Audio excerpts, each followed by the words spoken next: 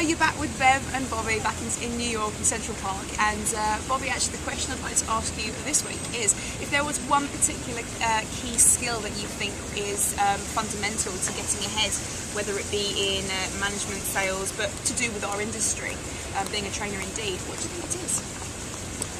When you take a look at that, because arguably there are a lot of essential skills and many of them are hotly debated in our industry, what I consider an indispensable skill is a skill that if you were to lack it, despite your talent, and we all know trainers like this, in multiple other areas, the lack of that one skill by itself could be enough to hold you back from ever even coming close to your potential. But if you can master that skill, it could put you on the fast track to being who you're capable of being and doing everything you're capable of doing.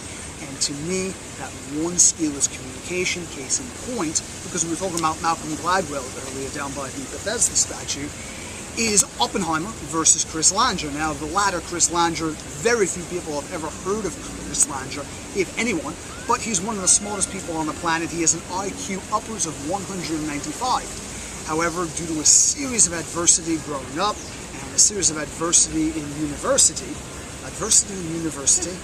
he was thrown out. They kicked him out because he just simply didn't have the money to get to school when his car broke down. Compare that to Oppenheimer, who goes to Cambridge and finds out he doesn't really like the direction his tutor is pushing him in, so he tries to kill him by poisoning. Which is indeed another route. So it's one way to go. You know, nobody's perfect. So they get a hold of Oppenheimer and they basically say to him, silly man, you can't go around poisoning your tutors, we're putting you on probation, a few more tutors go around disappearing on university, and we won't stand for that, will we? But here's Langer, who's willing to do anything to stay in school, following the rules, model student, and he gets no leeway whatsoever. What was the difference? One was brought up in a small town in the middle of America. He had been through 4 fathers growing up.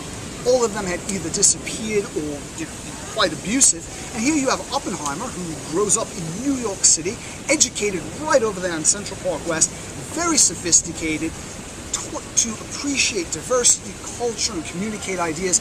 He was able to be persuasive. Chris Langer wasn't. What are the consequences? Not only did he lose his career, but the world lost the contribution of probably one of the greatest geniuses of the 20th and perhaps even the 21st century as well.